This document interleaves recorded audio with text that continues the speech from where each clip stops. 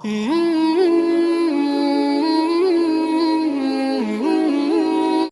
بات میں نے عرض کی کہ تعلیم کا مقصد ہے اعمال کے اندر احتساب پیدا کرنا.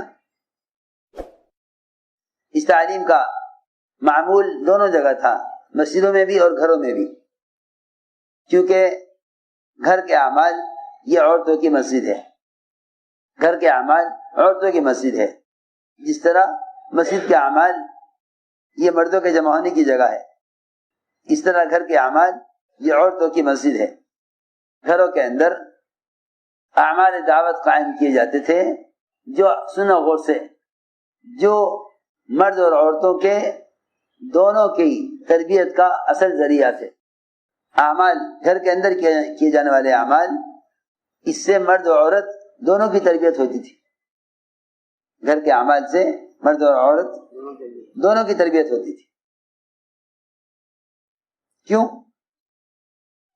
آپ تو یہ غور کریں گے، آپ تو سب یہ غور کریں گے کہ بھئی مردوں کی تربیت کی جگہ مسجد، عورتوں کی تربیت کی جگہ گھر. اگر مرد گھر کے اندر کیے جانے والے اعمال میں شرکت نہیں کرے گا تو اسے مسجد سے آنے کے بعد گھر کے اندر وہ ماحول ملے گا، مسجد سے آنے کے بعد گھر کے اندر وہ ماحول ملے گا جو مسجد کے اعمال کے اثرات کو ختم کر دے گا.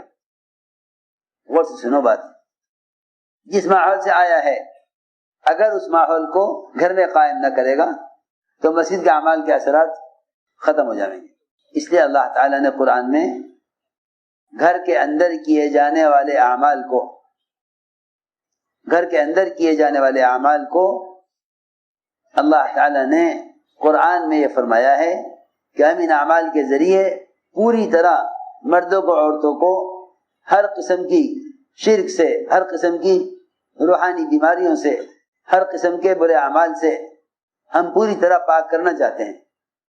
یہ سنو بات، اللہ نے قرآن میں صاف صاف بیان کر دیا کہ اگر گھر کے اندر عورتیں یہ اعمال کریں گی تو ان اعمال سے صرف عورتیں نہیں بلکہ مرد بھی انہیں اعمال سے بنیں گے. سارا گھر کا کام قرآن نے کھول کے بیان کر دیا. میں اس لیے کہا کرتا ہوں کہ اعمال دعوت یہ منصوص ہیں، یہ کوئی پروگرام نہیں ہے. اعمال دعوت منصوص کا مطلب یہ ہے کہ قرآن نے ان اعمال کو ان اعمال کے اثرات کے ساتھ کھول کر بیان کیا ہے. اعمال دعوت کوئی پروگرام نہیں ہے تبلیغ جماعت کا، بلکہ اعمال دعوت گھروں کے اندر اور مسجدوں کے اندر یہ منصوص ہیں، یعنی قرآن حدیث اس سے بھرے ہوئے ہیں. اور اتنا ہی نہیں بلکہ ضدی سے ضدی کافر کو بھی جو ہدایت ملے گی وہ گھر کے اندر ان اعمال دعوت سے ملے گی. میں کیا بتاؤں، اس زمانے میں سب کے ذہن اس طرف جا رہے ہیں کہ ہر زمانے میں جو سہولت کا راستہ ہو وہ اختیار کرو تاکہ امت تک دین پہنچ جاوے. یاد رکھو، محض تحریر اور تقریر کافی نہیں ہے دین کے زندگی میں آنے کے لیے، بلکہ وہ مخصوص اعمال ہیں جن اعمال کے کرنے پر اللہ کی طرف سے ہدایت کا فیصلہ ہوگا. محض نشر و اشاعت کے ذرائع یہ ہدایت کے لیے، میں تو عرض کرتا ہوں کہ ان آلات کو ہدایت کا ذریعہ سمجھنا بھی جہالت ہے. ان آلات کو ہدایت کا ذریعہ سمجھنا بھی جہالت ہے. سب بات ہائے ہائے، کیونکہ جس عمل کو مسلمان خود نہ کرے، جس عمل کو مسلمان بذات خود نہ کرے وہ عمل مجاہدہ نہیں بنے گا. جس عمل کو مسلمان خود نہیں کرے گا اپنی ذات سے وہ عمل مجاہدہ نہیں بنے گا. سارا دین مشینوں پر آ گیا ہے، سارا دین مشینوں پر آ گیا ہے. آپ بٹن دباؤ ساری دنیا کو دین کا پیغام پہنچ جائے گا. اس کے اندر کوئی اثر نہیں ہے، اس کے اندر کوئی اثر نہیں، بلکہ اس کے اندر سارے باطل نظام کی ظلمتیں ہیں. اس میں باطل نظام کی ظلمتیں ہیں. لوگ کہتے ہیں اس میں سہولت ہے، ہر سمجھتے تھے کہ سہولت سے کفر پھیلتا ہے اور تکلیفوں سے اسلام پھیلتا ہے. جتنے بھی سہولت کے راستے ہیں وہ باطل کے لیے، اور جتنے بھی مجاہدے کے تکلیفوں کے راستے ہیں وہ حق اور اسلام کو قائم کرنے کے لیے. میں نے عرض کیا کہ اللہ نے قرآن میں گھر کے مستورات کے کام کو کھول کے بیان کر دیا کہ اگر یہ عورتیں گھروں کے اندر اعمال دعوت قائم کریں گی تو اللہ رب العزت پوری طرح پاک کرنا چاہتا ہے اس کے ذریعے. وقرن فی بیوتکن ولا تبرجن تبرج الجاہلیۃ الاولی واقمنا الصلاة وآتینا الزکاة واطعنا اللہ ورسولہ انما یرید اللہ لیذهب عنکم الرجس اہل البیت ویطہرکم تطہیرا واذکرن ما یتلی فی بیوتکن من آیات اللہ والحکمہ ان اللہ کان لطیفا خبیرا. اس آیت میں اللہ نے گھر کے سارے عورتوں کے کام بتا دیا اور آگے پوری آیت ہے جس میں 100% صفات ایمانیہ بیان کی گئی ہیں. اس میں یہ نہیں فرمایا مسلمات مومنات قانتات تائبات عابدات سائحات، نہیں، بلکہ ان المسلمین والمسلمات والمؤمنین والمؤمنات والقانتین والقانتات کہ 100% صفات ایمانیہ والے مرد اور عورتیں، وہ سب یہ ساری صفات انہیں پیدا ہوں گی گھر کے اندر کیے جانے والے اعمال سے. سنو غور سے، گھر کے اندر کیے جانے والے اعمال سے یہ صفات پیدا ہوں گی. اور اللہ تعالیٰ فرما رہے ہیں انما یرید اللہ لیذهب عنکم الرجس، کہ اللہ تعالیٰ ہر شرک کی، کفر کی اور اعمال سے غفلت کی اور گناہوں کی گندگی، اس سب کو پوری طرح تمہیں اس سب سے پوری طرح پاک کرنا چاہتا ہے. پوری طرح اللہ پوری طرح پاک کرنا چاہتا ہے. اس کے ذریعے اعمال بیان کیے اور یہ فرمایا کہ ان اعمال کے ذریعے اللہ تمہیں پوری طرح پاک کرنا چاہتا ہے. لو سنو، اب تو کہتے ہیں کہ بھئی تبلیغ کا کام تو ٹھیک ہے، باقی اس میں تزکیہ نہیں ہے. اور اللہ فرما رہے ہیں کہ تم یہ اعمال کرو، تم یہ اعمال کرو گھروں کے اندر، اللہ تمہیں پاک کریں گے.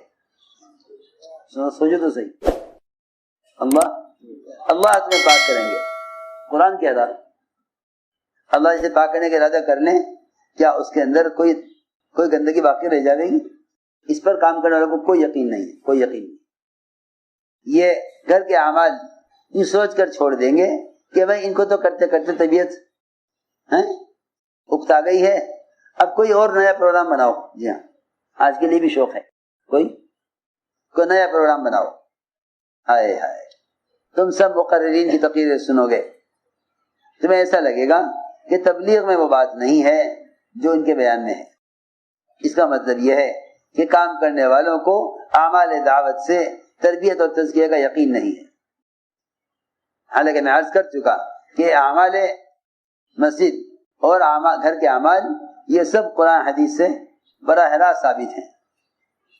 سارے اعمال منسوخ ہیں، اس کا کوئی بدل نہیں ہو سکتا، اس کا کوئی بدل نہیں ہے. اس لیے روزانہ کے اعمال میں قرآن تو اس طرح کہہ رہا ہے نا، وَاذْكُرْنَ مَا يُتْلَى فِي بُيُوتِكُنَّ مِنْ آیَاتِ اللَّهِ، کہ روزانہ گھر میں قرآن کو صحیح کرنے کا حلقہ قائم کرو. میں تو قرآن پڑھا ہوا ہوں، میری بیوی پڑھی ہوئی ہے، میرے بچے بھی حافظ ہیں، پھر ہمیں کیا ضرورت ہے اس کی؟ ہمیں اس کی کیا ضرورت ہے؟ نہیں، یہ قرآن سیکھنے کے حلقے نہیں ہیں. قرآن کے سیکھنے کے حلقے تو ان کے لیے ہیں جنہیں قرآن پڑھنا نہیں آتا. ورنہ روزانہ گھر میں قرآن کے پڑھنے کا اجتماعی حلقہ یہ تو بذات خود مقصود ہے، چاہے گھر کے سارے افراد قرآن پڑھے ہوئے کیوں نہ ہوں. یہ یاد رکھو بات، چاہے گھر کے سارے افراد قرآن پڑھے ہوئے کیوں نہ ہوں، تب بھی مقصود ہے یہ، کیونکہ مستقل عمل ہے کہ روزانہ گھر میں اجتماعی طور پر مرد و عورت جمع ہو کر قرآن کی تلاوت کیا کریں.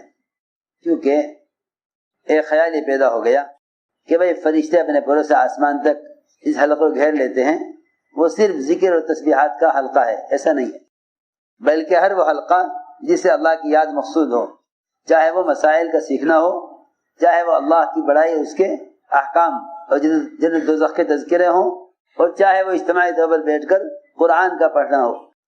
جس حلقے سے بھی اللہ کی یاد مقصود ہے، اس حلقے کو فرشتے اپنے پروں سے آسمان تک گھیر لیتے ہیں. حضرت فرماتے تھے دودھ پیتے بچوں کو لے کے بیٹھا کرو، عورتوں کو چاہیے دودھ پیتے بچوں کو گود میں لے کے بیٹھے ہیں قرآن کے حلقوں میں، تاکہ جب فرشتے اس قرآن کے حلقے کو آسمان تک پروں سے گھیریں، آسمان تک اپنے پروں سے گھیر لیں فرشتے، تو ان فرشتوں کے پروں سے ان بچوں کے دلوں میں اور بڑوں کے دلوں میں اس طرح نور ہدایت آوے جس طرح مرغی کے پروں سے انڈوں میں حیات آتی ہے۔ یہ سمجھ۔ تو میں نے عرض کیا کہ ان حلقوں کا مستقل اثر ہے، ان حلقوں کا مستقل اثر ہے کہ بھئی قرآن سیکھنا ہے، جس کو سیکھنا ہوگا سیکھ لے گا۔ ساری جہالت امت میں اس لیے ہے اور غفلت اس لیے ہے کہ اعمال دعوت جو اجتماعی تھے ان کو انفرادی بنا دیا۔ دین کا سیکھنا انفرادی کام نہیں تھا، دین کا سیکھنا اجتماعی کام تھا، دین کا سیکھنا اجتماعی کام تھا، اس کو لوگوں نے انفرادی بنا دیا۔ قرآن سیکھنا ہے انفرادی کام ہے، مسائل سیکھنا انفرادی کام ہے، جسے سیکھنا ہوگا سیکھ لے گا۔ جب امت میں دین سے اتنی غفلت ہے، پھر اس غفلت کے باوجود یہ کہا جائے کہ جسے سیکھنا ہوگا سیکھ لے گا، انفرادی ذمہ داری ہے۔ اصل امت کی جہالت کا سبب ہی یہی ہے کہ امت نے دین کے سیکھنے کو انفرادی کام سمجھ لیا۔ سنو غور سے، گھر میں قرآن کی تصحیح کا حلقہ، گھر میں قرآن کو صحیح کرنے کا حلقہ، یہ صحابہ کرام کا معمول تھا۔ حضرت خباب رضی اللہ تعالیٰ عنہ حضرت عمر کے بہن بہنوئی کو گھر میں قرآن سکھلا رہے تھے، اور عمر رضی اللہ تعالیٰ عنہ حضور اکرم صلی اللہ علیہ وسلم کو قتل کرنے کے لیے جا رہے تھے۔ جی ہاں، سب سے سخت دن حضرت عمر کا، غصے میں کہہ کے اٹھے مشرکین کے حلقے سے کہ میں آج قصہ نمٹا کر آؤں گا، اور تلوار سوتی ہوئی ہاتھ میں، اور نکلے۔ راستے معلوم ہوا کہ بہن کے گھر میں بھی یہ دین داخل ہو گیا، وہاں سے پلٹے گھر کی طرف، تو وہاں گھر میں قرآن کی تصحیح کا حلقہ چل رہا تھا۔ حضرت خباب رضی اللہ تعالیٰ عنہ حضرت عمر کے بہن بہنوئی کو قرآن سکھلا رہے تھے۔ وہاں داخل ہے حضرت عمر، حضرت فرماتے تھے اس ماحول میں آتے ہی عمر کی کیفیت بدلی، حضرت عمر کی کیفیت بدلی کہ بتاؤ کیا پڑھ رہے تھے؟ کہ نہیں غسل کر کے آؤ۔ اچھا غسل کر لیا، دکھاؤ کیا ہے۔ تو پہلی آیت جو پڑھی حضرت عمر نے وہ یہ پڑھی، اننی ان اللہ لا الہ الا انا فاعبدنی۔ دیکھو پہلی آیت حضرت عمر نے وہ پڑھی جس میں اللہ تعالیٰ خود اپنا تعارف کرا رہے۔ حضرت عمر نے فرمایا کہ مجھے لے چلو محمد صلی اللہ علیہ وسلم کے پاس، میں اسلام قبول کرنا چاہتا ہوں۔ یہ تھی بات کہ تم گھروں کے اندر قرآن کی تصحیح کے حلقے اہتمام سے کرو، گھروں کے اندر روزانہ قرآن کی تصحیح کے حلقے اہتمام سے کرو، گھروں کے اندر روزانہ قرآن کی تصحیح کے حلقے اہتمام سے کرو۔